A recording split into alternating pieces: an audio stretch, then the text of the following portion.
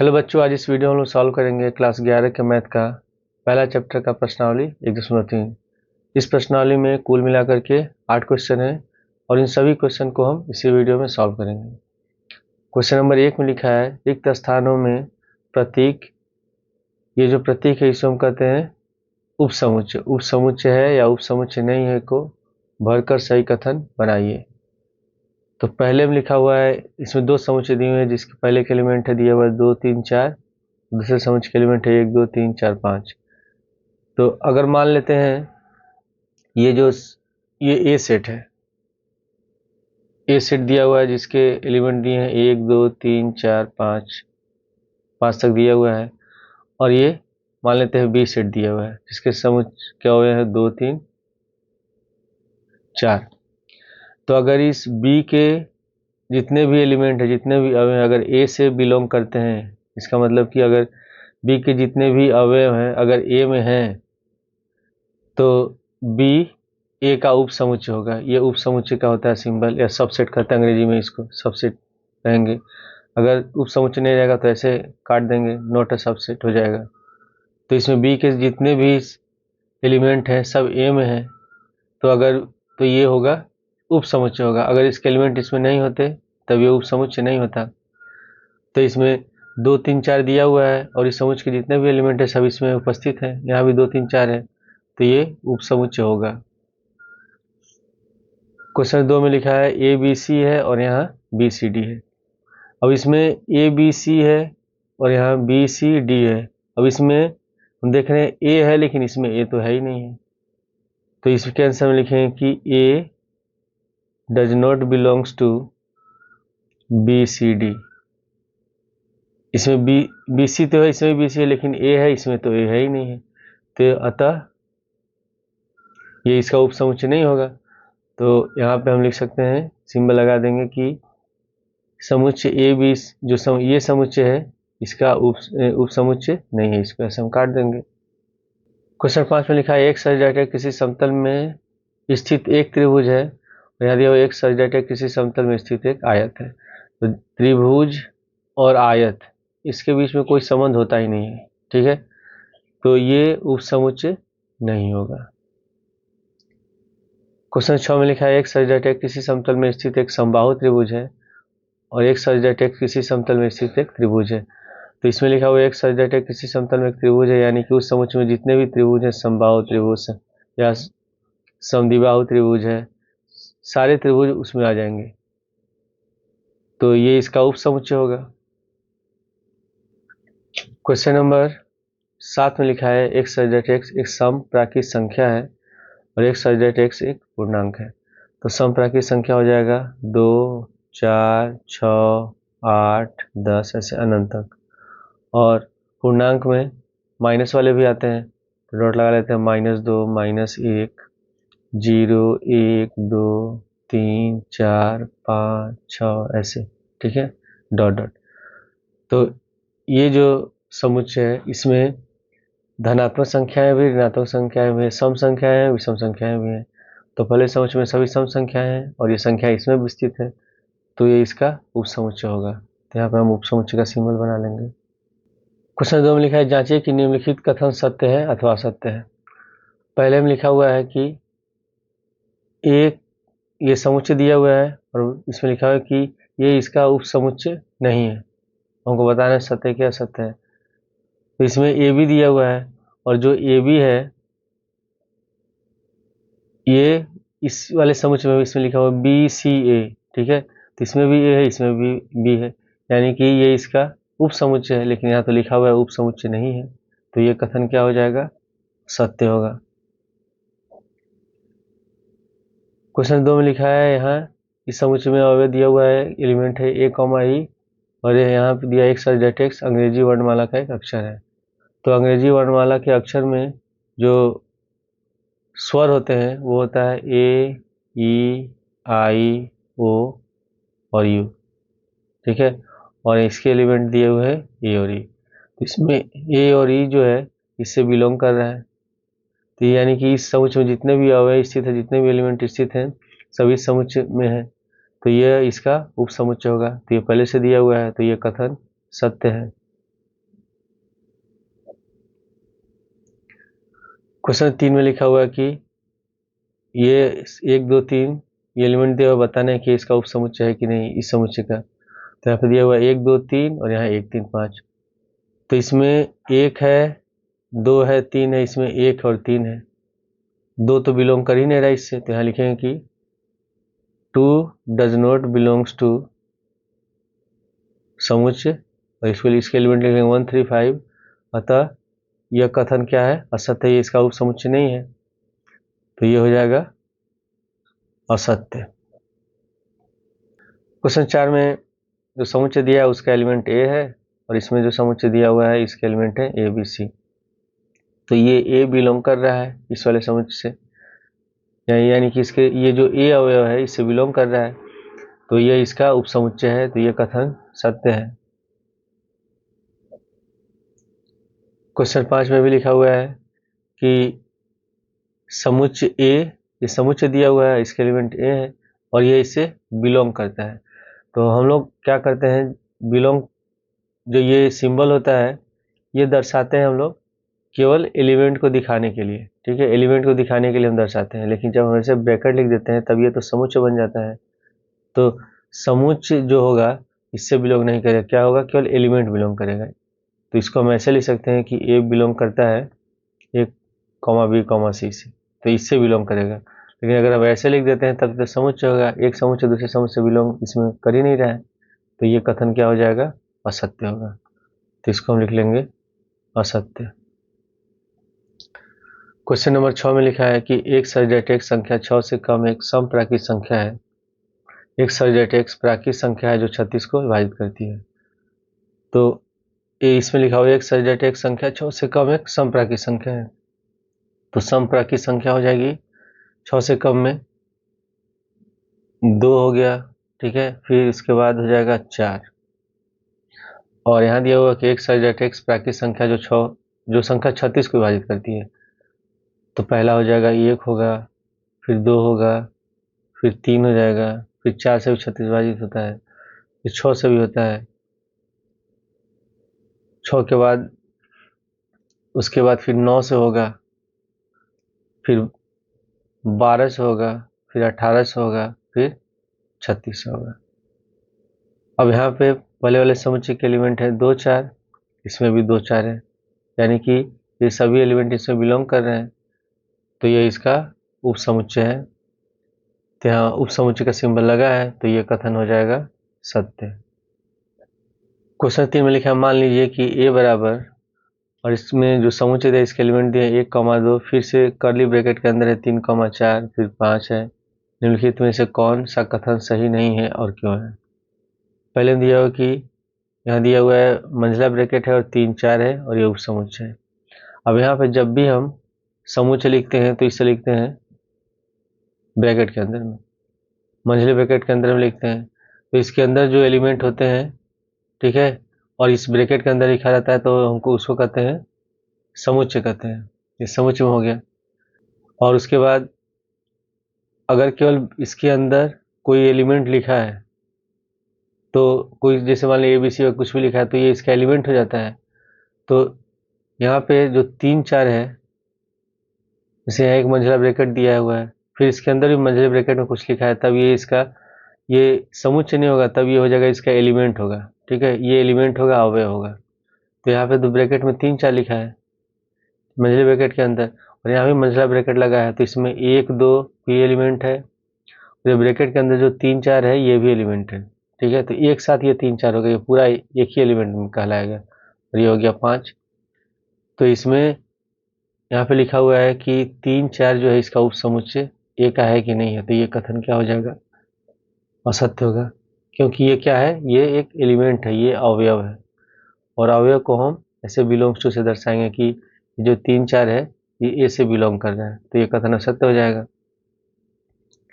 Question 2 में लिखा हुआ है कि 3 4 ए से बिलोंग करता है, ठीक है। तो मैंने बताया कि ब्रैकेट के अंदर ये जो मंझला ब्रैकेट लगा है उसके अंदर फिर से मंझला ब्रैकेट है, और जो यहाँ 3 4 लिखा हुआ तो ये पूरा हो जाएगा, एक एलिमेंट हो जाएगा, और ये एलिमेंट हम जानते हैं समुच्चय से बिलोंग करता ही है, तो ये कथन होगा सत्य है, सही है। क्वेश्चन 3 में लिखा हुआ है, यहाँ फिर मंजिला ब्रैकेट है, फिर से मंजिला ब्रैकेट है, फिर 3 4 लिखा है, फिर मंजिला ब्रैकेट है और ये मंजिला ब्रैकेट है उपसमुच्चय ए का। तो जैसे हम लिखते हैं ए लिख रहे हैं, मान लेते हैं ये एलिमेंट है, तो अगर हम इसको ऐसे ब्रैकेट में लिखेंगे तब ये समुच्चय हो जाएगा। अब यहाँ पे 3 4 दिया हुआ है यहाँ ब्रैकेट के अंदर, तो ये तो एलिमेंट है, तो इसको समुच्चय में दिखाना है तो फिर से मंजिला ब्रैकेट के अंदर लिखेंगे ऐसे, यानी कि ये जो पूरा एलिमेंट है ये किससे बिलोंग कर रहा है, ए से बिलोंग कर रहा है, यानी कि जो 3 4 है इस समुच्चय ए में स्थित है। तो जब हम ऐसे हम डबल ब्रैकेट में दिखाएंगे तो ये समुच्चय हो जाएगा, और इस समुच्चय के अवयव ए में उपस्थित है, इसलिए ये इसका उपसमुच्चय होगा। तो तीसरे का कथन जो हो जाएगा ये सत्य है। क्वेश्चन 4 में लिखा हुआ है कि एक बिलोंग करता है ए से, तो इसमें हम देख रहे हैं कि जो एक है इसमें ए से बिलोंग करता ही है, तो ये भी कथन होगा सत्य। क्वेश्चन 5 में लिखा है कि एक जो है उपसमुच्चय ए का, तो ये उपसमुच्चय कब हम ये सिंबल लिखेंगे, जब ये ऐसे ब्रैकेट के अंदर दिया रहेगा, ठीक है। जब समुच्चय होगा तब ये बिलोंग करेगा ऐसे, तो ये तो पॉसिबल, ये बिलोंग नहीं करेगा, तो ये ब्रैकेट के अंदर होना चाहिए, ठीक है। तो ऐसा तो दिया नहीं है, तो ये कथन हो जाएगा असत्य। क्वेश्चन 6 में लिखा हुआ है कि 1 2 5 ये समुच्चय दिया हुआ है, इसके एलिमेंट है 1 2 5 और ये उपसमुच्चय है ए का। तो जो 1 2 5 है, 1 2 5 समुच्चय ए में स्थित है, तो इसलिए ये इसका उपसमुच्चय है, तो ये कथन है सत्य। तो इस रीजन लिख सकते हैं कि 1 2 5 बिलोंग करता है ए से, तो ये कथन क्या हो जाएगा, सत्य होगा। तो ये उपसमुच्चय है। उसके बाद क्वेश्चन नंबर 7 में लिखा हुआ है कि 1 2 5 बिलोंग करता है ए से। अब यहाँ पे ये समुच्चय का सिंबल बन गया, ये मंझला ब्रैकेट बना है, तो मंझला ब्रैकेट बना है मतलब कि ये हो जाएगा पूरा, ये समुच्चय हो गया, और कोई भी समुच्चय जो होगा किसी समुच्चय से बिलोंग करेगा ही नहीं, ठीक है। तो ये कथन होगा असत्य। क्वेश्चन 8 में लिखा हुआ है कि ये समुच्चय है, इसके एलिमेंट है 1 2 3, उपसमुच्चय है ए का। तो यहाँ पे दिया हुआ है 1 2, अब यहाँ 3 है और 3 तो इस मंझले ब्रैकेट के अंदर है, और ये 3 4 जो है पूरा एक ही एलिमेंट है, ठीक है। तो ये तो 3 जो होगा 4 से अलग हो ही नहीं सकता है, तो ये कथन क्या हो जाएगा, ये असत्य होगा। तो ये उपसमुच्चय नहीं है, ये होगा असत्य। क्वेश्चन 9 में लिखा है कि फाई जो है ये बिलोंग करता है ए से, तो जो फाई होता है ये रिक्त समुच्चय होता है, तो इसको हम ऐसे लिखते हैं, ब्रैकेट के अंदर कोई भी अवयव नहीं होगा या हम फाई लिखेंगे। तो ये तो एक तरह का समुच्चय होता है, तो कोई भी समुच्चय किसी समुच्चय से बिलोंग करेगा ही नहीं, तो ये कथन हो जाएगा असत्य, यानी कि सही नहीं है। क्वेश्चन नंबर 10 में लिखा हुआ है कि फाई उपसमुच्चय ए का, तो किसी भी समुच्चय का जब हम उपसमुच्चय लिखते हैं, मान लेते हैं समुच्चय, इसका जब उपसमुच्चय लिखेंगे तो उसमें रिक्त समुच्चय लिखते हैं हमेशा, तो फाई लिखेंगे, ठीक है। तो ये कथन होगा सत्य या सही है। क्वेश्चन नंबर 11 में लिखा है, हम ब्रैकेट है, ब्रैकेट के अंदर फाई है उपसमुच्चय ए का, तो इसमें फाई जो होता है खुद एक उपसमुच्चय होता है, जब हम ब्रैकेट लगा देंगे तो ये उपसमुच्चय का समुच्चय हो जाएगा, और ये तो कहीं बिलोंग करता ही नहीं ए से, ये ए में उपस्थित है ही नहीं, ठीक है। तो ये कथन होगा असत्य, तो ये हो जाएगा असत्य। क्वेश्चन 4 में लिखा है निम्नलिखित समुच्चयों के सभी उपसमुच्चय लिखिए। तो जब भी हम उपसमुच्चय लिखते हैं तो हमेशा उसमें हम फाई एक जरूर लिखते हैं, रिक्त समुच्चय लिखते हैं, तो इसका उपसमुच्चय होगा, सबसे पहले होगा फाई, उसके बाद फिर इसमें एक ही एलिमेंट है तो ए हो गया, इसको ब्रैकेट के अंदर लिखेंगे, ये हो गया पहले का आंसर। दूसरे में लिखा हुआ है ये, इसके अवयव दिए हैं ए कॉमा बी, तो जब उस समुच्चय लिखेंगे तो सबसे पहले हम लिखेंगे इसमें रिक्त समुच्चय, उसके बाद फिर इसमें दो एलिमेंट है तो एक एक एलिमेंट को लिखेंगे, पहले ब्रैकेट में लिखेंगे ए को, फिर उसके बाद लिखेंगे हम लोग बी को, उसके बाद फिर दोनों के एक साथ लिखेंगे ए कॉमा बी। उसी तरह क्वेश्चन नंबर 3 में इसमें जो समुच्चय दिया उसके एलिमेंट है 1 2 3, तो जब उसके उप समुच्चय लिखेंगे तो सबसे पहले फाई लिखेंगे रिक्त समुच्चय, उसके बाद तीनों एलिमेंट को बारी बारी करके लिखेंगे, तो मंझले ब्रैकेट में पहले एक को लिखेंगे, उसके बाद फिर 2 को लिखेंगे, फिर 3 को लिखेंगे, उसके बाद फिर 2 एलिमेंट को एक साथ लिखेंगे। उसके बाद लिखेंगे पहले 1, 2 को एक साथ, फिर उसके बाद 1, 3 को लिखते हैं एक साथ, उसके बाद फिर लिखेंगे 2, 3 को एक साथ। अब तो इसमें 2 एलिमेंट एक साथ हो गया, अब तीनों को एक साथ लिखेंगे, ये हो जाएगा 1, 2, 3। तो ब्रैकेट के अंदर लिख लेंगे 1, 2, 3। क्वेश्चन नंबर 4 में दिया हुआ 5, जो 5 होता है खुद ही एक रिक्त समुच्चय है, ठीक है। तो इसके जो अवयव की संख्या होगी या उप समुच्चय जो लिखेंगे वो केवल 5 होगा। तो यही इसका आंसर है। क्वेश्चन नंबर 5 में लिखा है निम्नलिखित को अंतराल रूप में लिखिए। पहला दिया हुआ है कि x सब्जेक्ट x बिलोंग करता है R से और जो x है -4 से बड़ा है और 6 के बराबर या 6 से छोटा है। तो इस तरह का जब सिंबल बना रहता है तो हम हमेशा छोटा ब्रैकेट लगाते हैं, ठीक है। और अगर इस तरह का सिंबल बना है तो हमेशा बड़ा ब्रैकेट लगाएंगे। तो ये जो होता है ये ओपन इंटरवल के लिए होता है, खुला अंतराल के लिए होता है, और ये जो होता है क्लोज्ड इंटरवल के लिए होता है, लगाते हैं।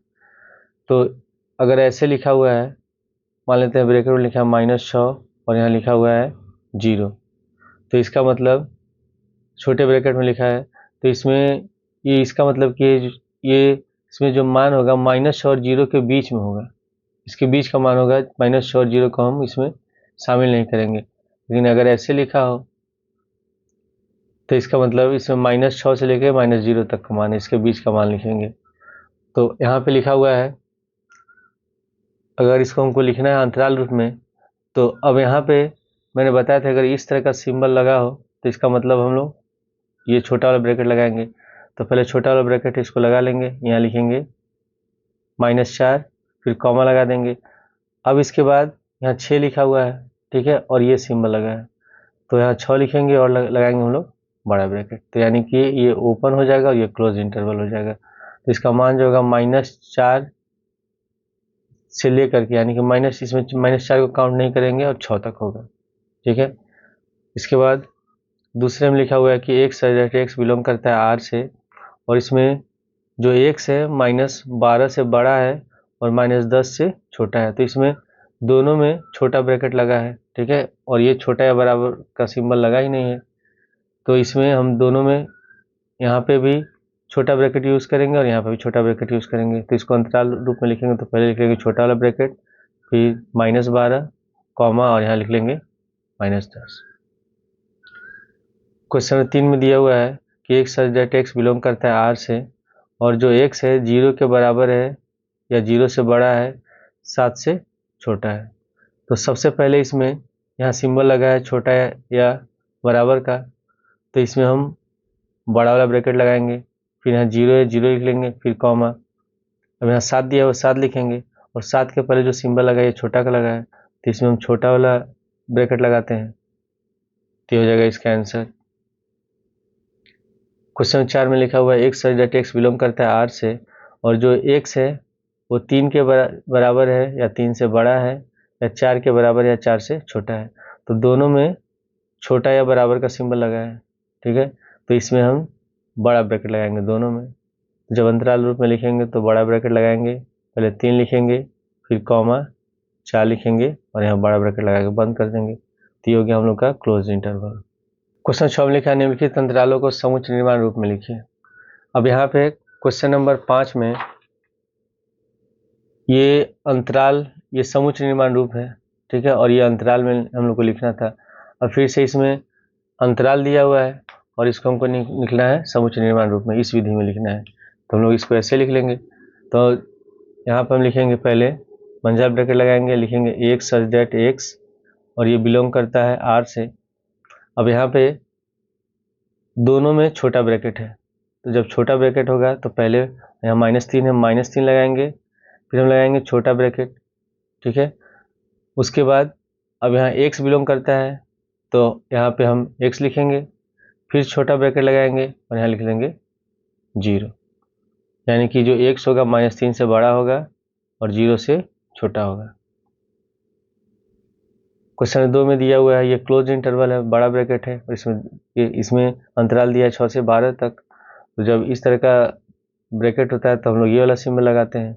तो जब इसको लिखेंगे हम लोग समुच्चय निर्माण रूप में, तो आप लिखेंगे एक्स सच डेट एक्स बिलोंग करता है आर से, ठीक है। उसके बाद फिर लिखेंगे 6, फिर यहाँ लगाएंगे स्मॉलर और इक्वल टू, छोटा या बराबर का सिंबल लगाएंगे। उसके बाद फिर लिखेंगे एक्स, फिर से ये बड़ा वाला ब्रैकेट है तो फिर से छोटा या बराबर का सिंबल लगाएंगे।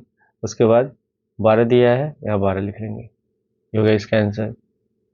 क्वेश्चन 3 में दिया हुआ है अंतराल है, इसमें पहले छोटा ब्रैकेट है फिर बड़ा ब्रैकेट है, तो इसको लिखेंगे हम लोग समुच्चय निर्माण रूप में। तो यहाँ पे लिखेंगे एक्स सच डेट एक्स बिलोंग करता है आर से, पहले लिख लेंगे हम लोग 6। अब यहाँ छोटा ब्रैकेट है तो स्मॉलर का छोटा का सिंबल लगाएंगे, उसके बाद फिर यहाँ एक्स लिखेंगे। अब यहाँ पे बड़ा ब्रैकेट दिया हुआ है तो छोटा या बराबर का चिन्ह लगाएंगे, उसके बाद लिख लेंगे 12 और ब्रैकेट बंद कर देंगे।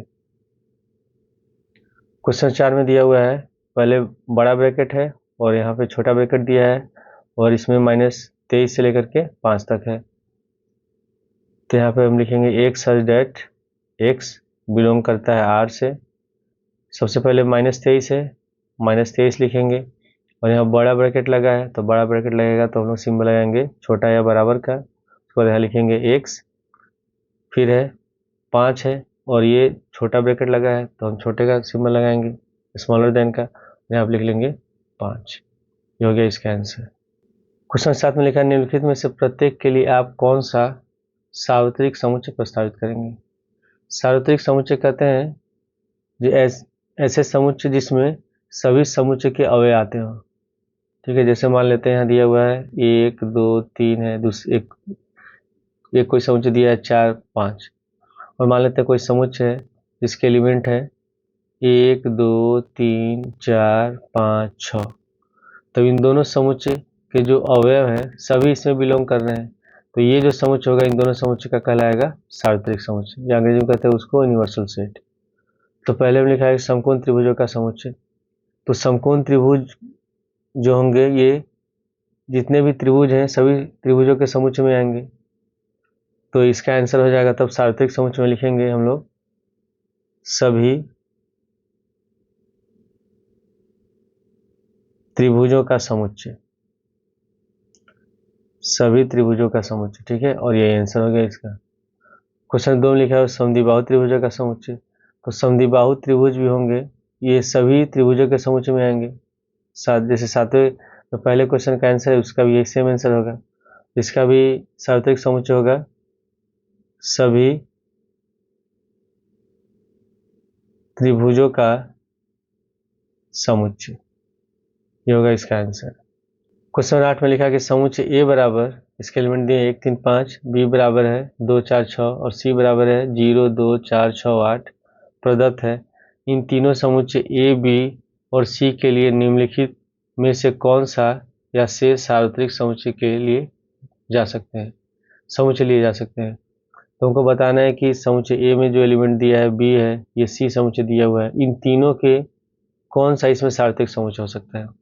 तो यहाँ 1 3 5 है, इसमें भी है 1 3 5, फिर बी में है 2 4 6, इसमें भी है 2 4 6 और सी में है 0 2 4 6 8, तो इसमें तो 8 है ही नहीं, तो ये इन तीनों का सार्वत्रिक समुच्चय नहीं होगा। फिर दूसरे में दिया हुआ 5 रिक्त समुच्चय, ये तो होगा ही नहीं। तीसरे में आ जाते हैं, यहाँ पे दिया हुआ 1 3 5, इसमें भी है 1 3 5, उसके बाद फिर बी समुच्चय में एलिमेंट है 2 4 6 और इसमें भी है 2 4 6 और सी समुच्चय के एलिमेंट है 0 2 4 6 8, इसमें भी है 0 2 4 6 8। यहाँ पे समुच्चय ए बी और सी के जितने भी एलिमेंट हैं सभी समुच्चय से बिलोंग कर रहे हैं, यानी कि ये जो समुच्चय होगा समुच्चय ए बी सी का सार्वत्रिक समुच्चय होगा, तो ये हमारा आंसर तीसरा सही होगा। ये हो गया इसका सार्वत्रिक समुच्चय। अब फोर्थ वाले को चेक कर लेते हैं। यहाँ पे लिखा है 1 2 3 4 5 6 7 8, तो पहले में 1 3 5 चेक कर लेते हैं इसमें है कि नहीं, 1 3 5 है। बी में एलिमेंट दिया हुआ 2 4 6, इसको भी चेक कर लेता हूँ 2 4 6, ये भी दिया हुआ है। और सी में है 0 2 4 6 8, तो इसमें 0 तो है ही नहीं, 2 4 6 8 है, तो इसमें 0 इसमें से बिलोंग कर ही नहीं रहा है, तो ये सार्वत्रिक समुच्चय नहीं होगा। तो 8वें का जो तीसरा आंसर होगा यही इन तीनों समुच्चय का सार्वत्रिक समुच्चय होगा।